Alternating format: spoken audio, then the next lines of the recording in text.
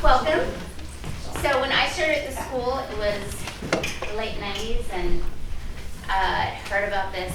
There were plaques on doors, and heard stories about this person, Isabeth, that founded the school. It was many years after that I finally met Isabeth at a function like this. You happened to be in town, and we came that night, and I think we were all huddled in the sunroom with a small group of parents and board members and students. And so it's really great to welcome Isabeth back. Very nice to be here with you. This is Greenwin and Isabeth's partner of 10 plus years. Yes. Figured out. Got that far. And then I wanted to take a moment to introduce our student ambassadors. So over here we have JoJo. She's a student of the Rainbow Room. We have Katie, also a student of the Rainbow Room. And then Natalia, Wyatt, and Moses are all Roots Room students. So these students are really awesome today. I called them in. We had teachers submit questions that they wanted to ask our school founder. And so teachers met with their students, drafted out questions, and then turned them into us. And today, we went through those questions. We sent Isabeth some of those questions last week. Thank you, Claire. And then today, we kind of looked at the questions again, reorganized them a bit, try to get some of the meaning behind those questions that students submitted. And then the group did a really good job of adding additional questions. So, and then we have our preschool students. Mel, is that hung somewhere? That's what I was just... There we go. Mel's going to hang the poster of questions that came from the preschoolers. So we thought we'd let you pick from the collection of questions because we weren't quite sure where to place them.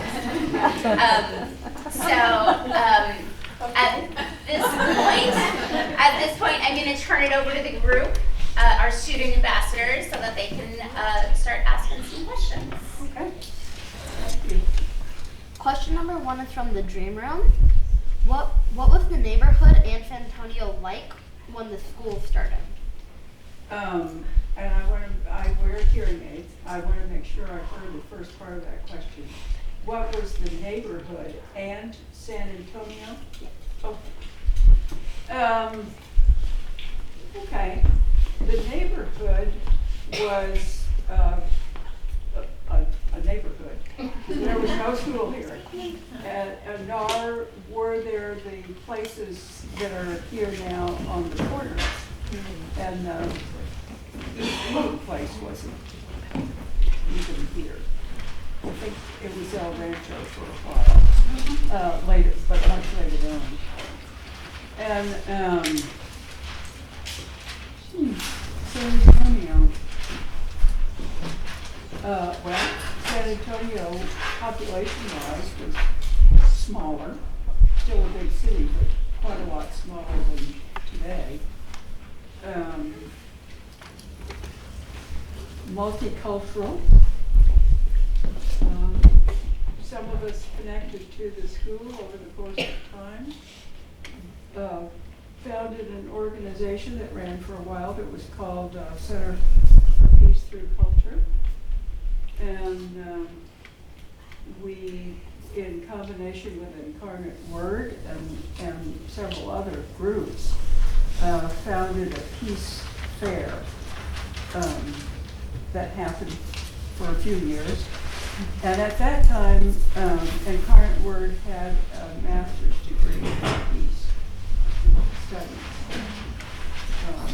And, fewer people began signing up for it, so then it didn't exist there anymore. But it does exist in the new, is it State University? Texas State.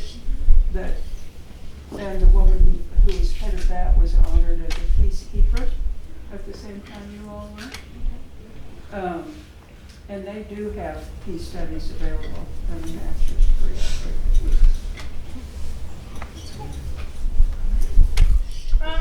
This one is from the Dream, which is 10 to 11. Did you always want to be an educator and school founder, or did you want to be something else when you were our age? Yes, that's a very good question. When I was your age, I actually for a while wanted to study medicine and be a doctor. And as I neared the end of high school, I realized that that was not really what I wanted to do in life. And nor would I have the, I don't know. I wouldn't have the drive to fulfill that education. Okay. Next question is from the Sky Room. Yesterday you said there were 5 students on the first day of school. Did classes have names then?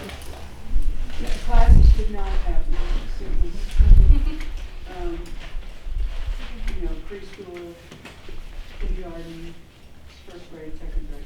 I think we started adding names like in the early 2000s when I started working here, and there was, at that point, there were several classes that had mixed ages and grades. And so there was a lot of discussion about moving away from having grade level things, and that's when like classroom names started being a thing, and we started pulling those names from the Circle School song. I just realized, or remembered, that that's not being exactly accurate. We call the different groups of children after the color of their classroom. And the colors are beautiful and different now. At that time, we had green room and yellow and lavender. I remember when you visited before, you talked about coming back one time and the whole school had been painted like a brown color, and you were a little bit horrified by that. It was a dim, I think maybe a dim gray. It was very dim. Shocking. This one is from the Peace Room. What inspired you to create a school about teaching peace? Oh, becoming aware of Nicholas and Helen Aurora and the effort that they made, having become aware of the symbol that you have so wonderfully displayed outside and all over. And they became understand that they became aware of it prior to the First World War. There was not electronics, there was not internet, there was nothing like that. And they became aware of it because they looked broadly through art and books and word of mouth in any way they could, looking for a symbol that they found in cultures all over the planet. And they chose it, and they began working to create centers, and they call the centers, I think, in Latin, Pax Cultura, and relating peace to the word cultura, which relates to being cultivated, and that peace happens because we humans choose to cultivate it. And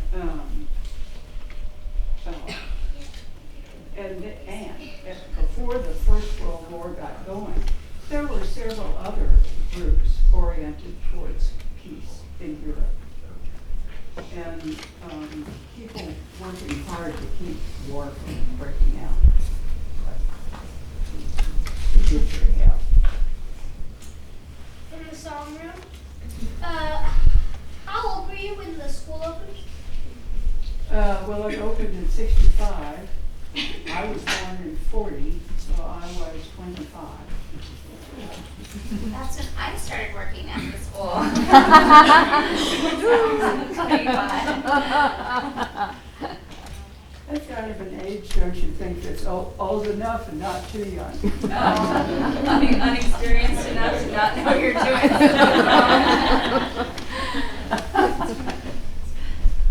All right, well, this one's from the Roots room. How did being a woman affect your values and priorities when creating the school?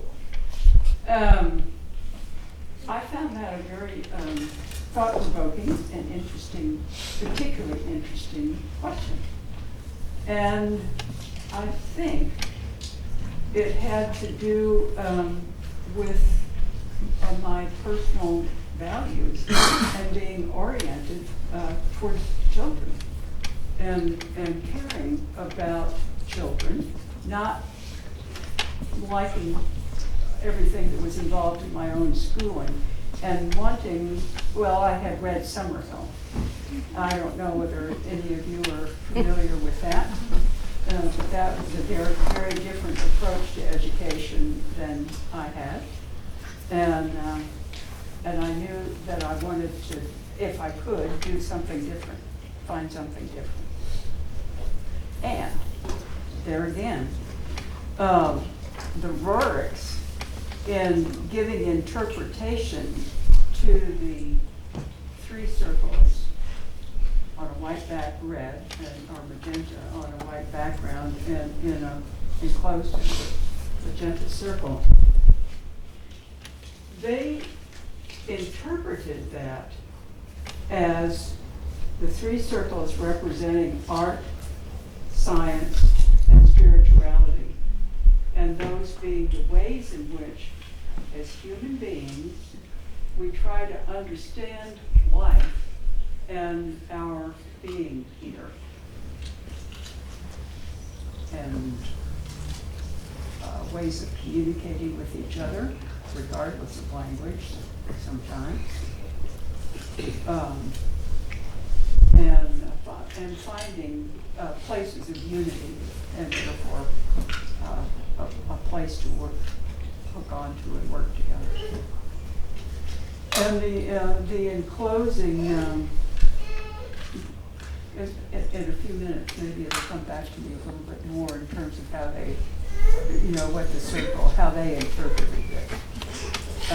But finding out about them, going to the because I was still finishing my education and finishing it at Columbia. And I had gone to Middlebury, and then I was in New York and transferring courses that I took at Columbia. Had wonderful teachers there, as I had at Middlebury too. Back to Middlebury, so my degree would wind up coming from Middlebury.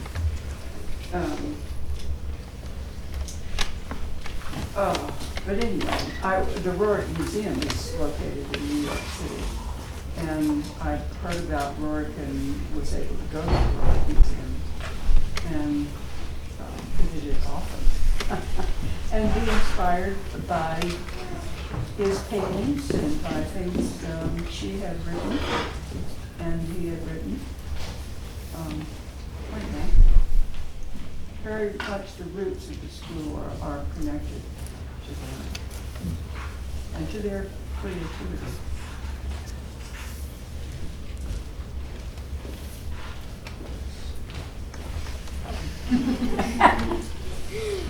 This one is by the Rainbow Room. Why did you choose the name The Age School? The New Age The School. New Age School? Okay. Again, Nicholas Rorick, in his essays, had written a lot about culture and all the different people found in this country from so many different cultures, diverse and from all parts of the world. And he saw such an opportunity for human interaction in a peaceful and peace-growing way. And he spoke about it, as it was translated from Russian. He spoke about it as the new era. And it seemed like those words might be a little awkward. And we just shifted to the new age. And the new age over time became, well, in Texas, the words new age over time became associated at one point with something pretty constructive. I do not remember the character of it, but and I wasn't active. I might have still been on the board, but I was living in Vermont, and still in close touch with the school. But anyway, the people in charge then realized that the name of the school needed to be changed. And the Roar banner piece had always been part of the school. And I had written and asked Daniel Lenton, who was the head of the Roar Museum, for permission for us to fly the banner piece, which he gave to us. And the kids in the school at that time chose the name the Circle School, which I always thought was quite a wonderful transition. That's a good name. So that's where that came from. We've heard about traveling classes that roam the city. Can you tell us more about this? I can. I wrote last night to 3 of the teachers who, obviously at different times, were the mobile classroom teacher. And I heard back from Louise Von Wisey, who is from San Antonio. She became my best friend in 5th grade, and we have been friends ever since. She and her husband founded Vermont Studio Center in Johnson, Vermont, which is quite an amazing place itself. And she taught the 2nd year of the mobile classroom. And if I can be skillful enough to find her email, which I tried to leave where I could find it. And it's very short, but it's full of all the kind of warmth and love and enthusiasm that we all had. She wrote back to say, my favorite outings were to the missions. We studied the history, the reasons for the missions, and the different people involved. We drew, painted, wrote, walked, climbed, and ran around.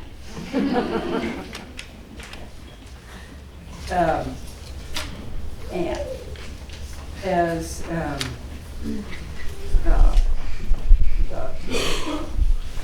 local class, kept happening, it went on for, I think, about 5 years.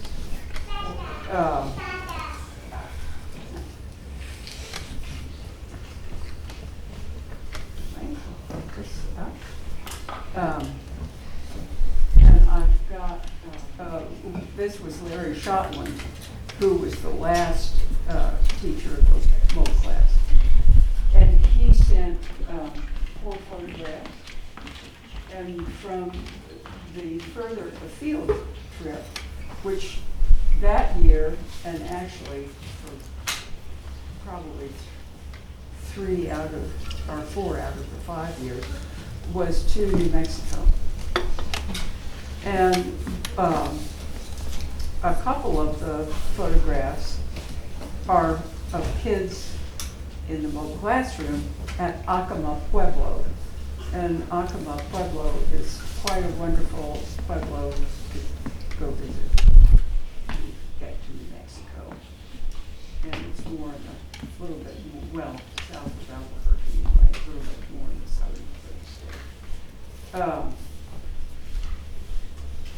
state. And they went to Carlsbad Caverns on that trip. But in terms of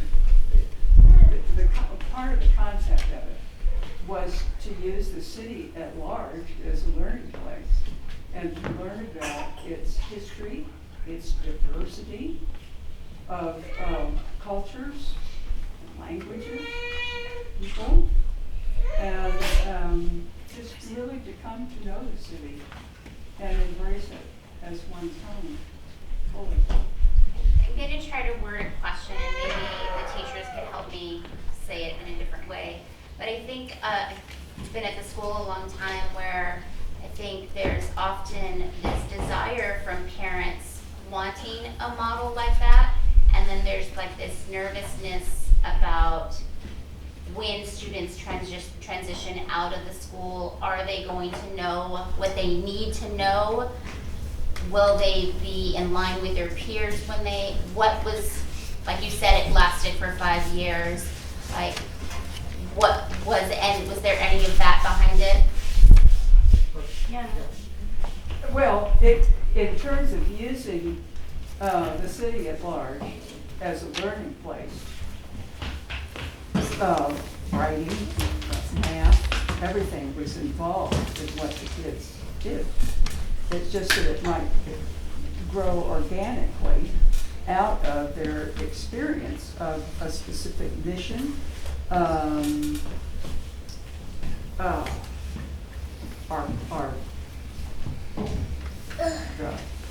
Well, for instance, there's natural spring waters in San Antonio. In San Pedro Park is one source. There's a whole other source in the more wild lands, part of Incarnate Word. And yeah, so things like that.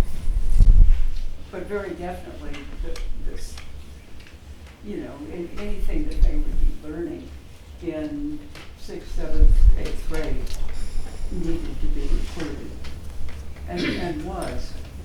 And in terms of kids in the mobile class, they often, it was not it happened often that some were, a year or two younger, some a year or two older, and so working at different levels, and that was accommodated. This question's from the Rainbow Room. What do you do now for work and in life? What are your passions? What do I do now for my working in life? And what are your passions? okay. My passions continue to be connected to the whole concept of peace through culture and the sense of cultivating it, and from my own spiritual path, making an effort to encounter people out of my heart, be centered in my heart, and relate from that. And whether I agree with them politically or not, be able to communicate in a way that is open and soft. I paint. Painting is very important to me. I don't think I've ever shared with you my website that has a lot of my paintings on it, but I can. I would love to do that. And writing. Writing has become more important to me in terms of there are things I want to write down and be able to share. so that's important for me to attend that. Alright, so next one's from the song room. Any advice for someone who'd like to continue with your vision of the Circle School by opening another school in a different community or area of the country? I made that question. Well, thank you. Obviously, I finished writing that question, but they wanted to ask about continuing. I'm glad you did. I think it's a kind of wonderful question. And the first thing that came to my mind when I read it out loud to Freeland was how important it would be in once one was able to identify a neighborhood or a place to establish a school, how important it would be to spend some time in that neighborhood and get to know it. And, you know, and maybe get to know it in the way of going around and knocking on people's doors in the neighborhood and telling them what you wanted to do and finding out how they felt about such a thing happening in their neighborhood. They are our neighbor immediately when we opened the school. I believe her husband maybe had been in the military, and they had met, and she was from Germany, and they had met in Germany and married. And she could have been in her 40s, maybe even 50. She wasn't super excited about the thought. I think they're back.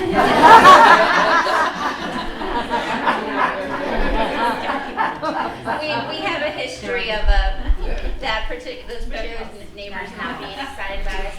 We actually happen to have very nice neighbors that moved in maybe over the summer. Yeah, So very recent, yeah. we haven't worn them out yet. Okay. But, well, you know, everything got better as we went along. Yeah. That was good. Fortunate.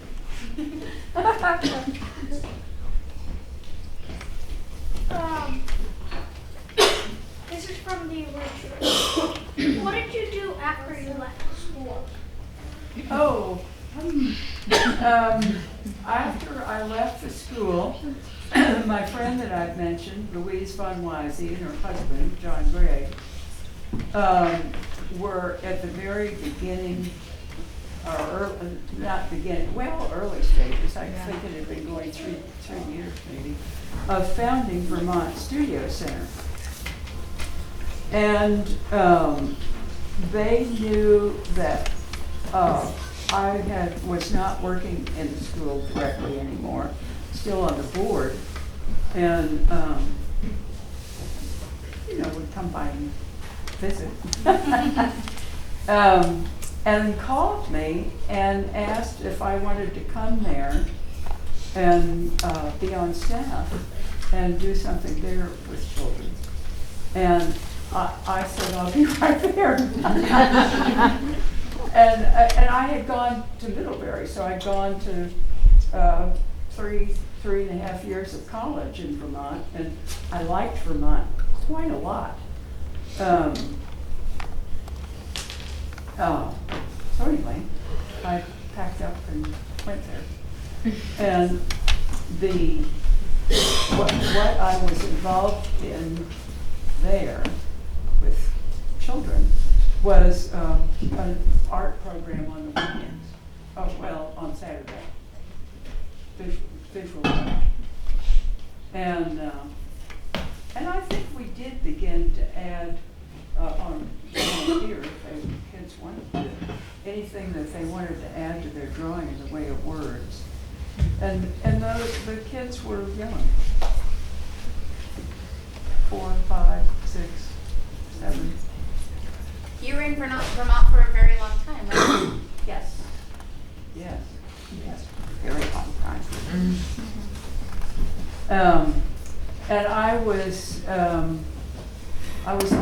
on staff, and besides the children's program, the other thing I got to do that was quite a lot of fun and very interesting was to, at that time, the way the center was structured, artists, there would be 3 artists, 2 painters, and a sculptor.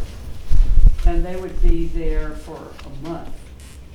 And in that month, there would be a visiting artist, I think just one, every week, every weekend. And they're just for a short time. And I got to interview the artists coming and write about them for the Stowe newspaper, which was the big newspaper around where we were, 30 minutes away. And I taught eventually at Johnson State College, writing, required writing courses, and for the community college. And I got at community college, I also got to teach, and it would change, but Native American literature, because they did not have anyone who was Native American to do that at that time. And I got to teach a kind of world literature. So that's what I got to do for a while. Very enjoyable. Lucky me. This one's from the Roots Room. What is your favorite book or book series? Oh my goodness.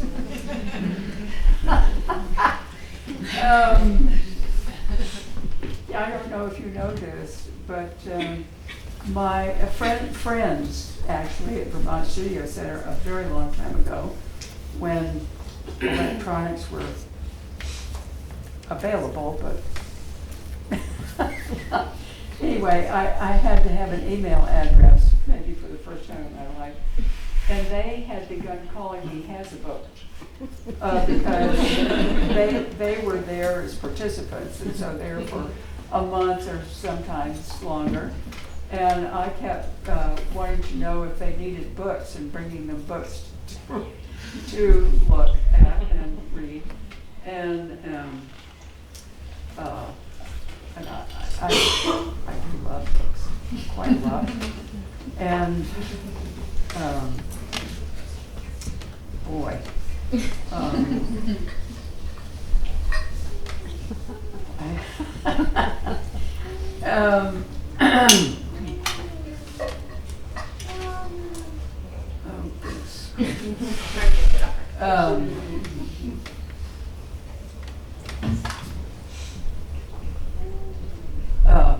well,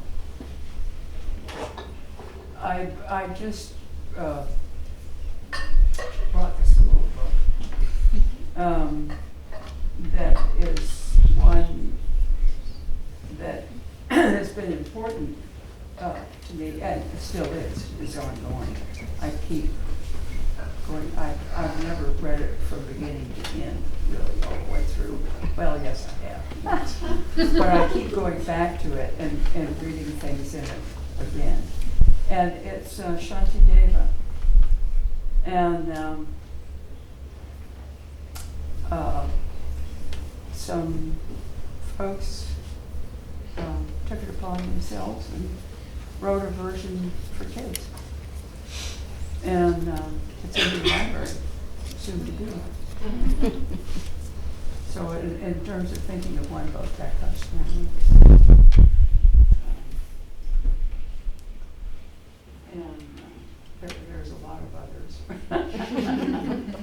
I certainly enjoyed the Lord of the Rings trilogy, and have read that a couple of times, and discovered that my favorite place to go to in the world, if I'm not at home, or in the United States, is Switzerland, and specifically the Lauterbrunnen Valley, but even more than the valley, Mürren, which is above the Lauterbrunnen Valley and looks out on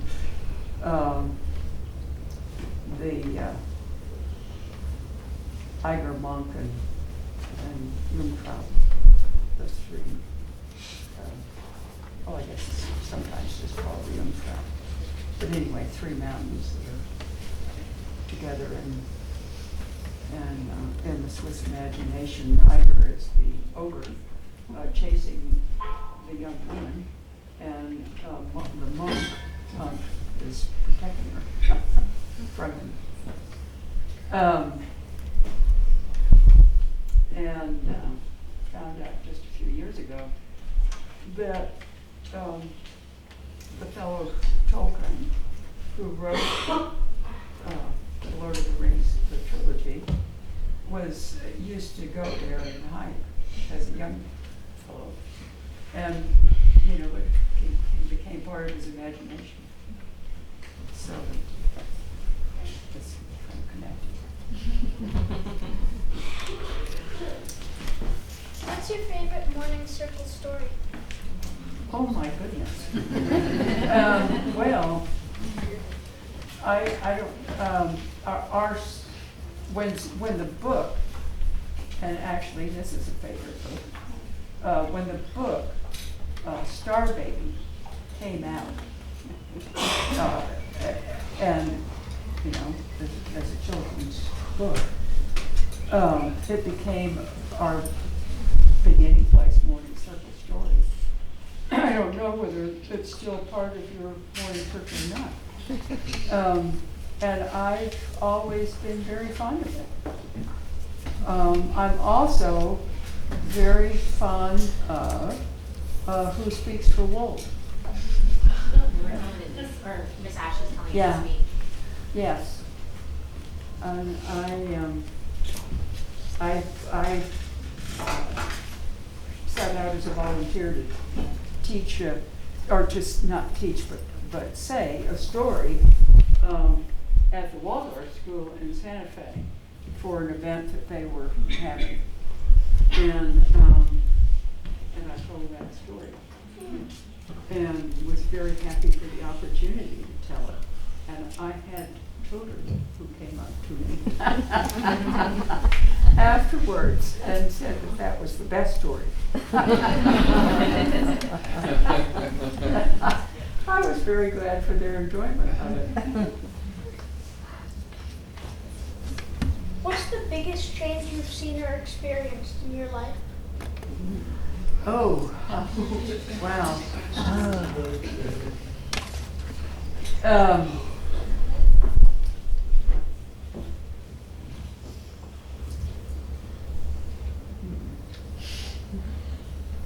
Well, internet certainly is very gigantic. Maybe very fortunate that it had gotten as far as it had, and that Zoom existed prior to the pandemic.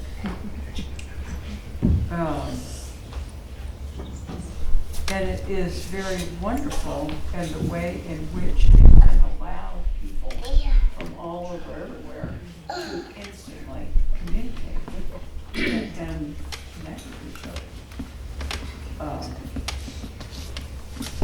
And that's huge.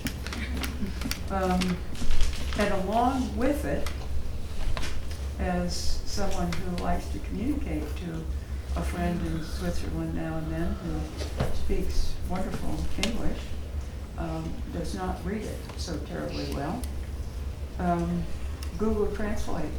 and being able to use translation things like that are like instant.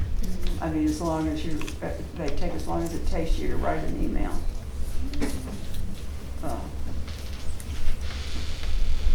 Yeah, I think communication is very, very important.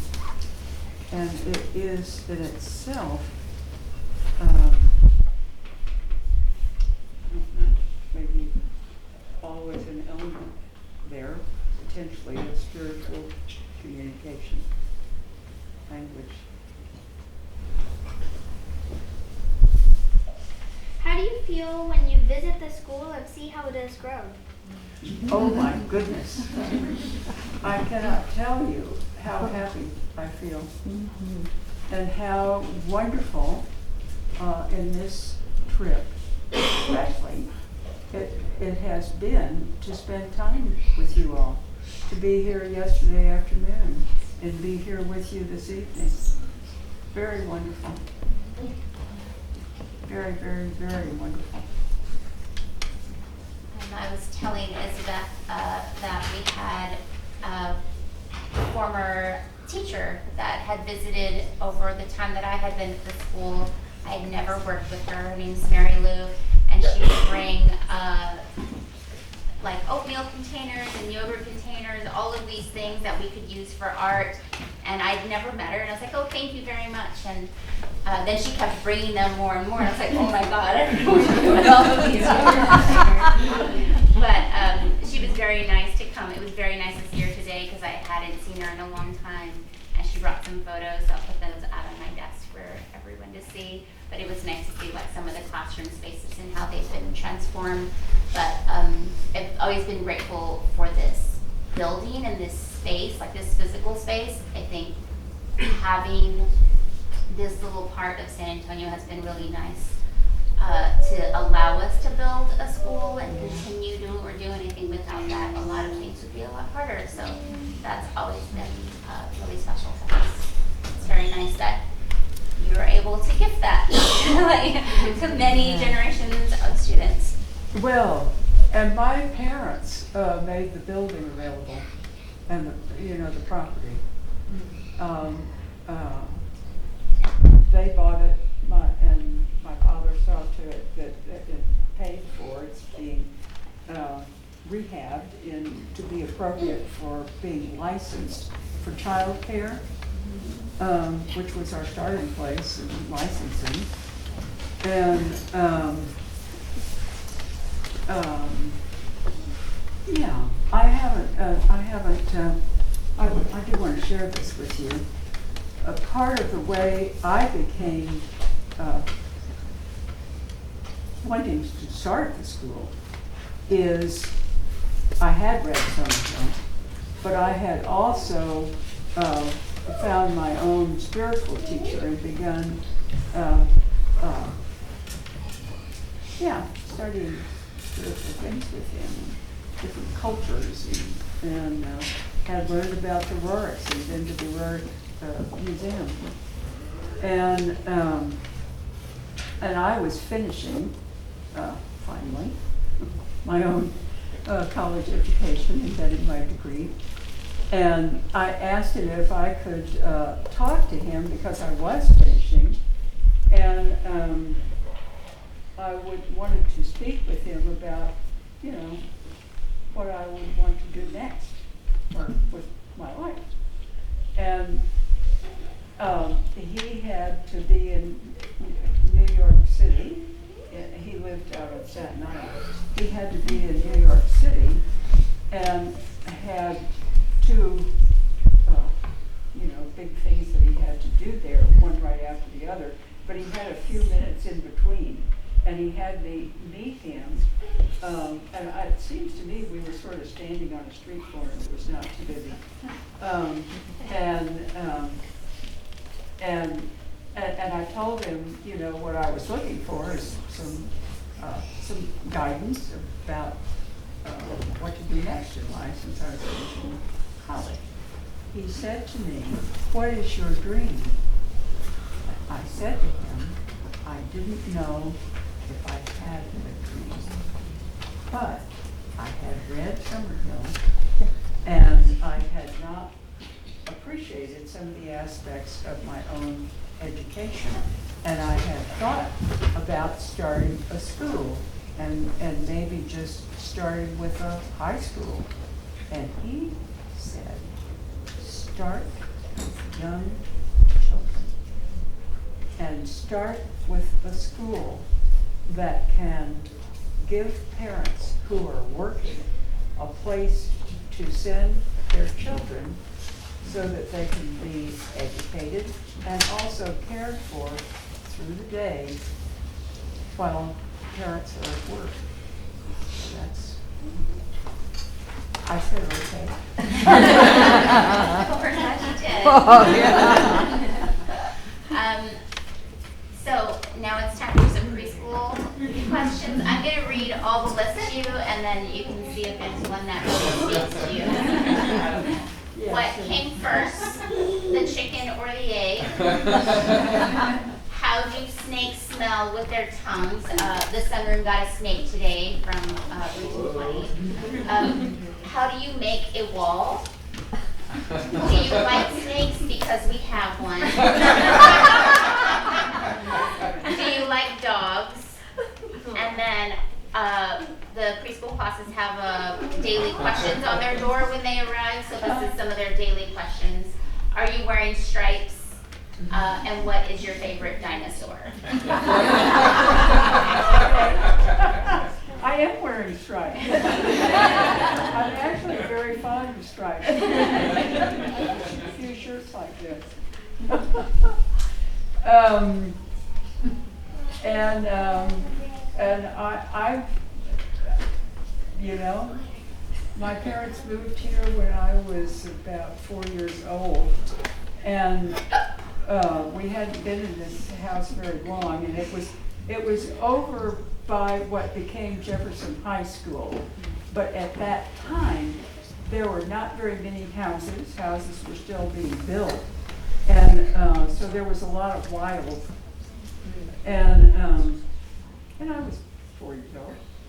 And I was standing out in the backyard with the lot dog, Cocker Spaniel. His name was Cinder. And the first dog I knew in life. He'd been given to my mother by her uncle, and he was a black Cocker Spaniel and a very smart, kindly, sweet dog. We were standing there, and I was moving pieces of boards of wood around because I'd found them and didn't know why they were there, and began to hear this odd noise. And the dog really began to hear the noise and began to pay attention to it. And I finally moved one board apart, and there was my first time seeing a rattlesnake. And it was, you know, it was starting to coil and rattle. It wasn't a great big huge one. But its rattles were going, and I ran in and got my father, and I might have thought of something different to do at this point in my life, but I didn't then, and he came out, and of course that was the end of the rattlesnake. And maybe the first time he ever saw one, my father. What did I get on that? But you know, Anyway, I've been aware of snakes and the differences between them. Some are poisonous, some are not. I've never seen a coral snake live.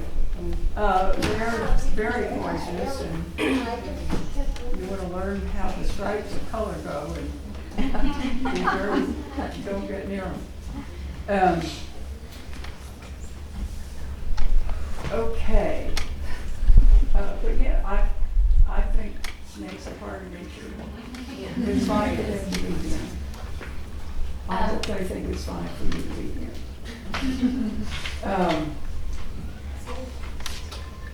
I love dogs. I really do. We lost both of our dogs last year. Yes. I still miss them very much. We had a wonderful West Highland Terrier named Little Bear, and curiously enough, we wound up buying a house in Santa Fe on Osito Lake, which is good Spanish for Little Bear.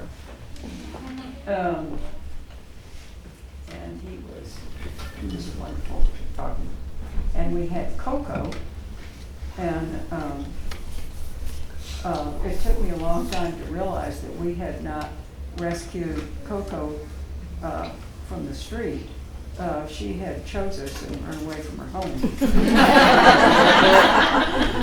Anyway, maybe that's a piece of writing I can send you. I want to respect everybody's time this evening. I know it's school night, so before we close it up tonight, are there any other questions from parents, teachers, anything else you want to add or share? I was kind of curious how you found the first students. Did you just, you're knocking on the doors, putting, where did you find them?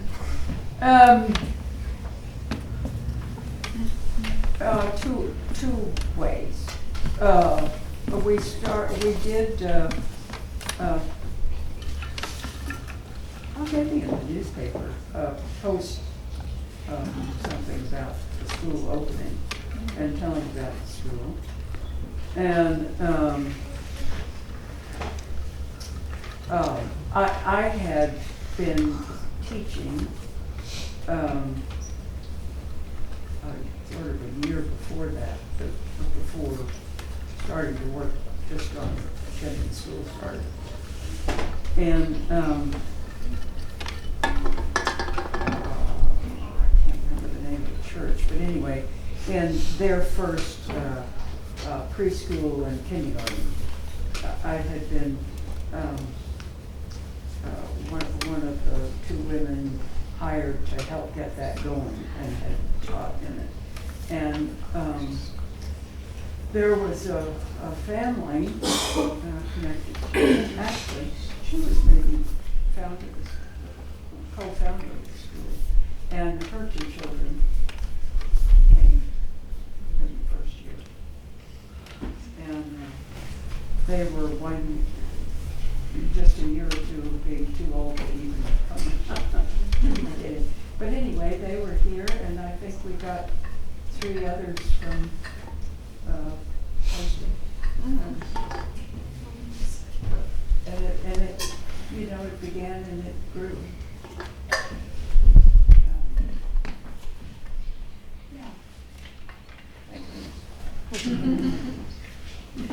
And it's really grown a lot now. Any other questions or? I have a question. 25 seems really young to me to open up a school. Where do you think you got the courage or the confidence to do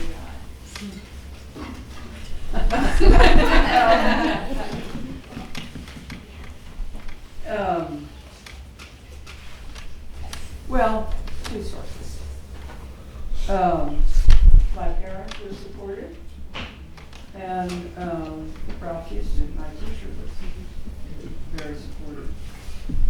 And and also available by phone for me to call when I got scared out of my mind. And, so I had support. I have a question. I'm curious to know if you can relate what a typical day was like. That my sister attended the school in 1972, and I remember you mentioning Summerhill. I remember sitting at Circle here as like a 4-year-old, but I remember there was one little boy in our carpool who just sat in the treehouse all day long. And I thought that was completely amazing that they didn't have the kids actually did what they wanted to do and chose what they wanted to do. And so I'm just curious to know how that flowed over the course of the day. Was it a truly, from my understanding, it was a truly free school at that time in terms of the children having complete autonomy as to what they did on a daily basis. Is that how it was? Or what was a day like?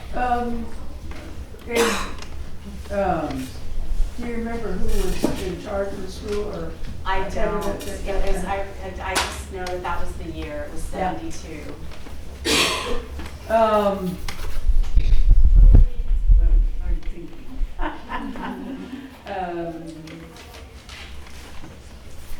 Well,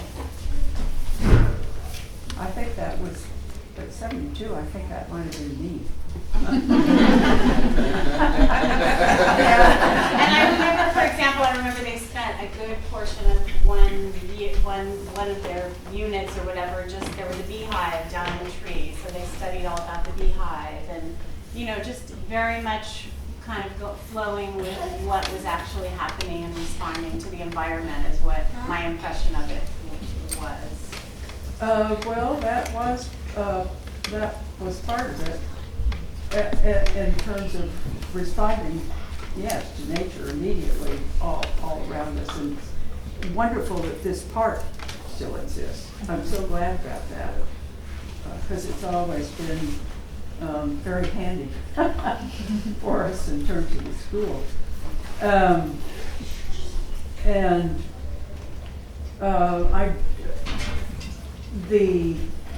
I don't remember in terms of when I was here, there was a time in the beginning years of the school when we tried to follow the model that we had out of reading the book of Summerhill more. And we found that it was not accomplishing what we hoped to accomplish and felt we needed to responsibly in terms of teaching children things they needed to learn. But there was a lot of freedom of choice in terms of the rooms and the reading. The green room was the reading room. Yellow room was the math room. Lavender was the science. And the group of 4-year-olds, I think, were in the half of what's now the office area. As I remember.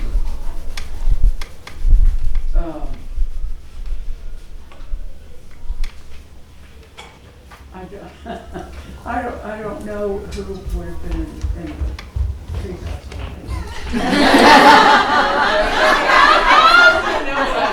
I didn't mean it as a bad thing. That was kind of incredible. I was jealous I didn't get to come here. Yeah. And tell me your name. My name is Jennifer Lane. My sister is Wendy Lane. Okay. Older than yourself. She's 4 years older than me. Okay. So she was in 3rd grade, I think, in 1972. Okay. Was her teacher Lauren? I have to ask her. No, my mom. I don't know. Yeah. Well, I will think about that more. I'll let you know. I think it was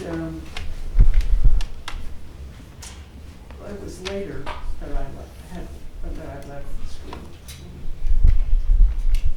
and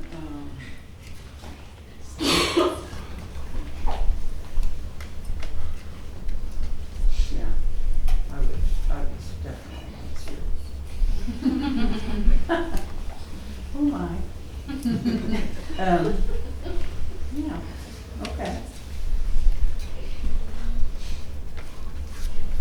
Thank you for asking that. Terry, were you going to ask something? Terry, you can add to it. It reminded me when you were talking about the rhythm of the day when you asked about it. I know in Felipe's notes I saw something. I can't remember if it was in Felipe's notes or in your dissertation, but it was about sort of intake and outtake, and it talked about like starting the day where you would sort of take the walk, you would take things in, and then you'd have a time where then you'd do output, like you'd either write or create. And so what I remember, and again, I don't know if it was from your dissertation or Felipe's daily notes, because when I first started teaching here, I got a hold of, they were changing that library into something else. I was like, got all the stuff I could and read a bunch of Felipe's old notes and then your dissertation, but I remember thinking how wonderful that was, because I also read Summerhill, and that's how I found the free school and then found here after reading Summerhill. And so I thought about how lovely it was to sort of organize the day in that way, and really noticing, like, and just sort of intuitively doing that in a way. I don't know if it was intuitive, but just like, ooh, we're taking all this in, and then we have this other time, and it didn't have to be choir, but it was creative, and then again noticing, and then having lunch. And so I remember something like that. Was that you or was that Felipe? But something about in and out, and it reminded me of just breathing, something so natural like breathing. Well, we modeled some things out from the Waldorf, also at a certain point, and that would be doing things like math and specific things in science or in the morning, and then doing creativity in the afternoon and whatever forms kids were drawn to do that. Paint, draw, play. Stories always woven throughout, Well, it seemed like. And beginning the whole day with a story and repeating it through the week. Yes, I always thought that was amazing where you talked about when you sit in the circle that you take your place not only as an individual but like along with everyone who's ever sat around a fire and that story, and just sort of being connected to all those humans that came before and all the ones that would come after. And it makes sense to be there in absolute and a relative and as an individual and universal. I thought, how lovely to start the day that way, and that's something that we have continued. So I thought, how beautiful. Thank you. I think you still do the peace prayer We as do, part of it, yeah. which friend who was terrific eurythmist that I knew from Waldorf taught me that, actually, and from the Navajo. And so that and a story that would repeat through the week were the starting point, and then teachers could use that for their own plans or whatever, whether they were in the way we were set up in the science room, reading, and whatever. And reading developed out of the kids' own language and word classes. So yeah, that's one of my favorite times is if I ever have to go to the bathroom during morning story or afterwards and I'm in there and it starts to be the chant and I just get to hear it from someplace. It's sort of nice to hear it like, oh, there it is.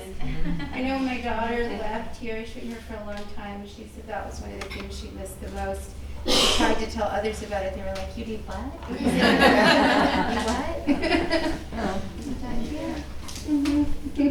what? Thank you so much. I want to thank everyone for coming tonight. It's really nice to see all of you. It's really nice to have Isabeth and Greenwood here tonight. And a round of applause for our student ambassadors. Yeah.